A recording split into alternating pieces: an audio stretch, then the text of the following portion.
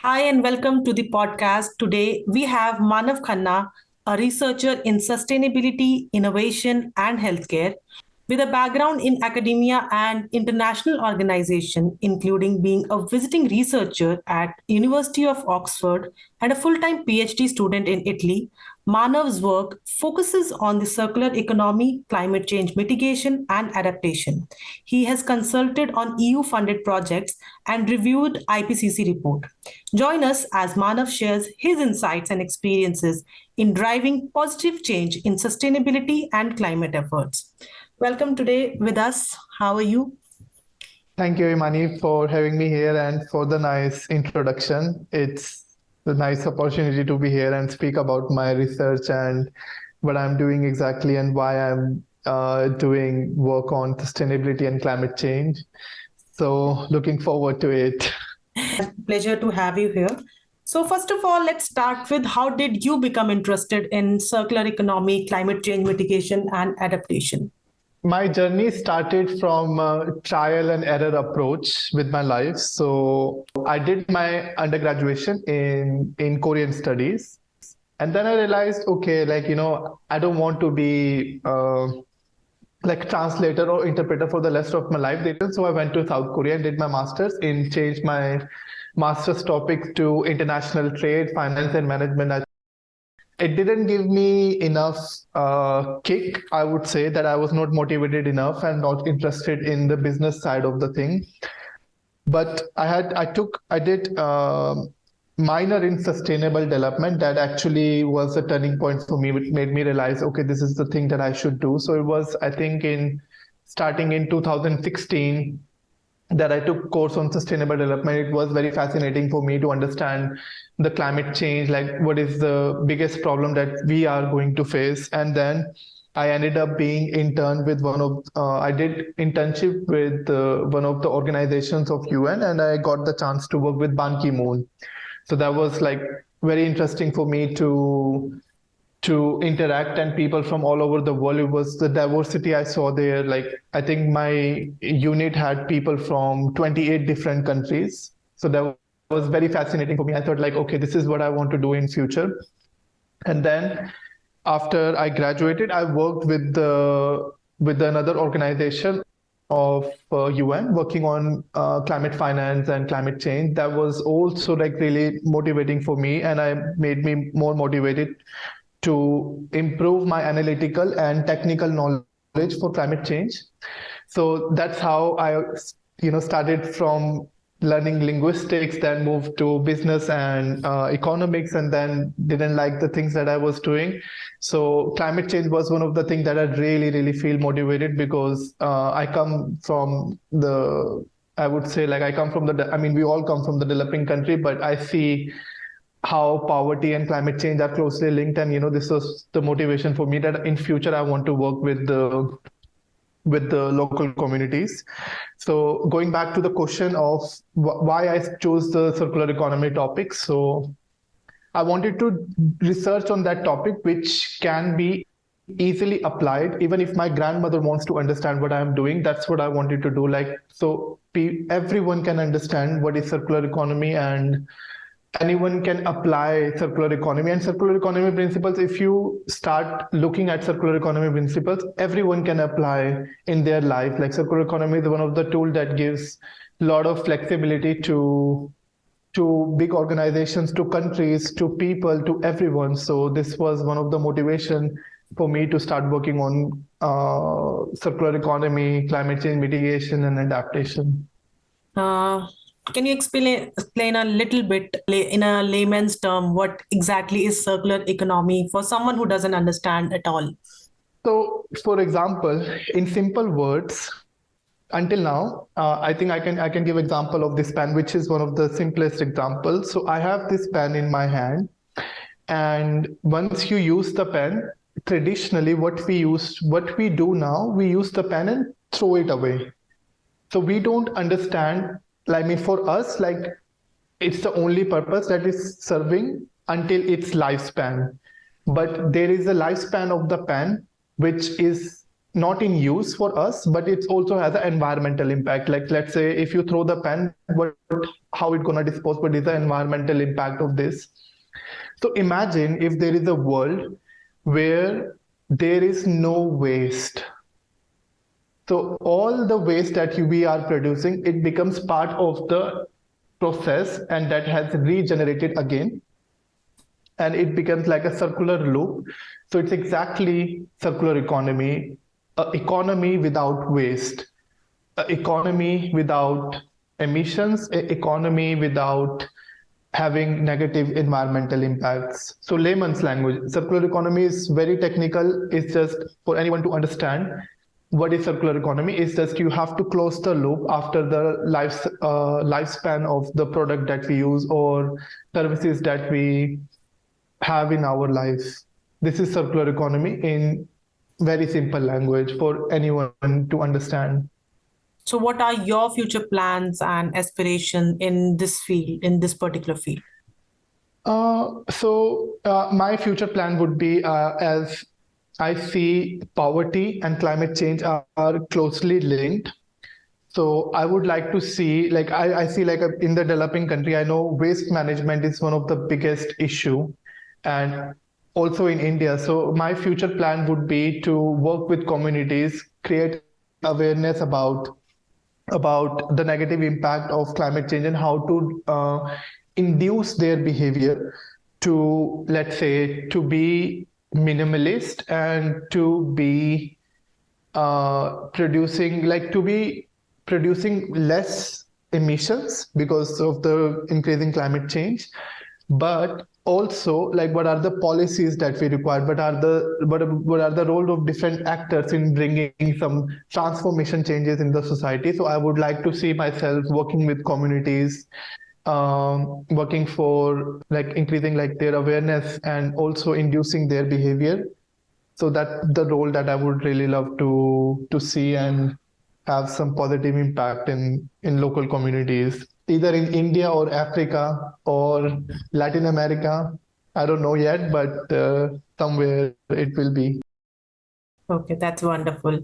So, can you provide some insights on global perspective and challenges in addressing climate change and promoting sustainability across different regions? Since you come from, like, you have seen a lot of different regions.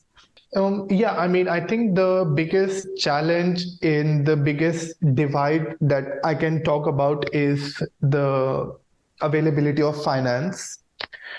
So, as right now I'm in Europe, so I'm in the developed world per se. So basically the divide between global south and global north, where per capita income in the Western world is comparatively higher than the global south countries like India and countries in Africa. And because of this issue, like governments doesn't have enough funding, government doesn't have enough manpower or institution power to effectively work on climate change. This is one of the biggest challenge, and there is inequality, historical inequality, because the global south has deprived from all over the development that took place because of the exploitation, because of so many historical reasons. And the global north has developed its what do I say industrial revolutions. Yeah, so I think that finance is one of the problem, and also I see the global context when India and countries like China and countries like Africa, when they go to climate negotiation, the biggest thing comes to that point is the financing issue.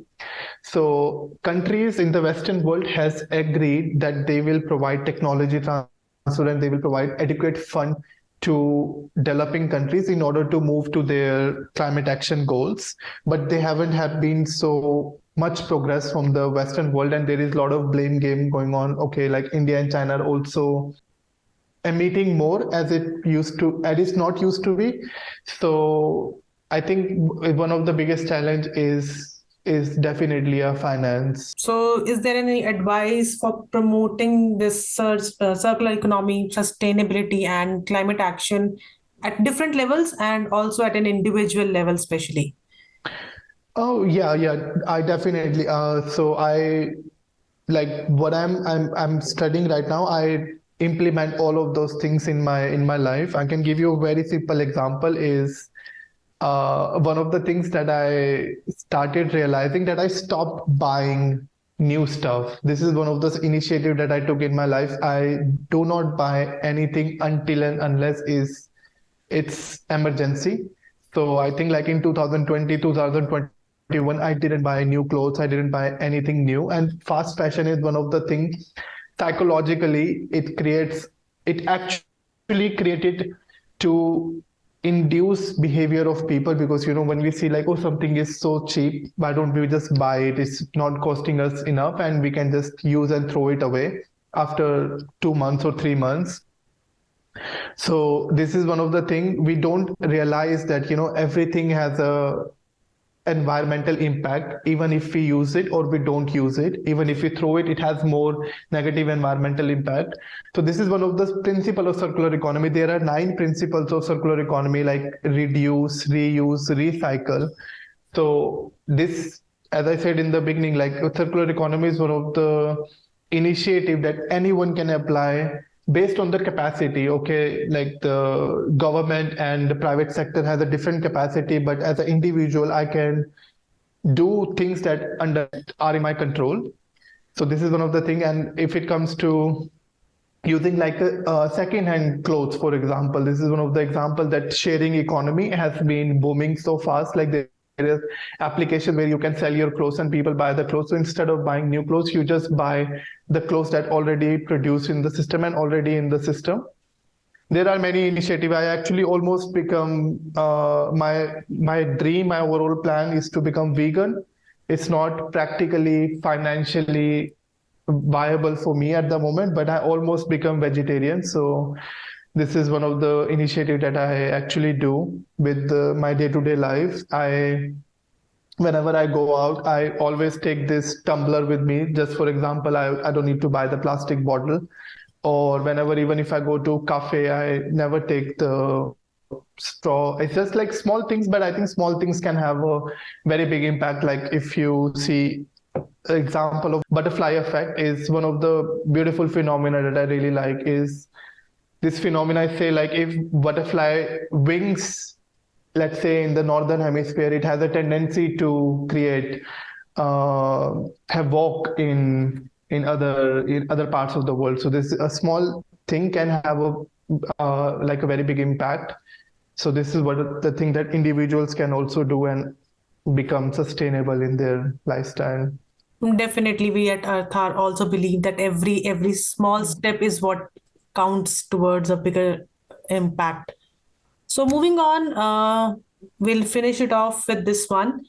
With someone who has an expertise in circular economy and sustainability, do you have any advice for entrepreneurs and businesses who are interested in incorporating this in their operations, and if they can collaborate with international organization? Yeah, I think as I mentioned, finance, as I understand, if it's a startup, finance is a big challenge for mobilizing finance. I guess it's one of the biggest challenge for any startup to influence the investors, to look for potential partners, to look for potential partnerships. One thing that I really see is there is a lot of happening in the term of, let's say, in climate change and sustainability, and there are a lot of organizations are funding in countries like India, Africa, Latin America. So if there is a new startup, they can actually look for the organization. Let's say there is a KfW, GYZ, like the German Development Bank. They do carry out projects in India. They have huge portfolio in India, and they love to have innovators. They love to have entrepreneurs from different fields who are working on the ground and understand the ground reality. So like most of the entrepreneurs and most of the startup, they can look for this, let's say, financial opportunity and see if they can, if their business plan is somewhat matching with the donor organization or donor partner. So it's one of the things that I see like a lot of people are doing it right now. They focus on European organization who wants to implement their project on sustainability and climate change it could be on anything. It could be, let's say, youth empowerment. It could be gender inequality issues like women empowerment, and it could be financial issue. It could be related to agriculture. It could be related to behavior change. It could be related to waste management. There are multiple types of projects, and even in climate change is a huge topic. You can target climate change from different angles. So one thing I would advise is to look for this organization who wants startups, because they also want to fund the startup. They also want to fund the new ideas, and I think lot of new ideas are coming up in sustainability and climate change. Thank you so much for a really insightful session. It was great pleasure having you with us. And you can all follow us on Instagram, Twitter, and LinkedIn, as well as subscribe to our channel on YouTube. You can also connect with Manav on LinkedIn. We'll share his profile link with you as well. Thank you so much, Manav, for being with us today.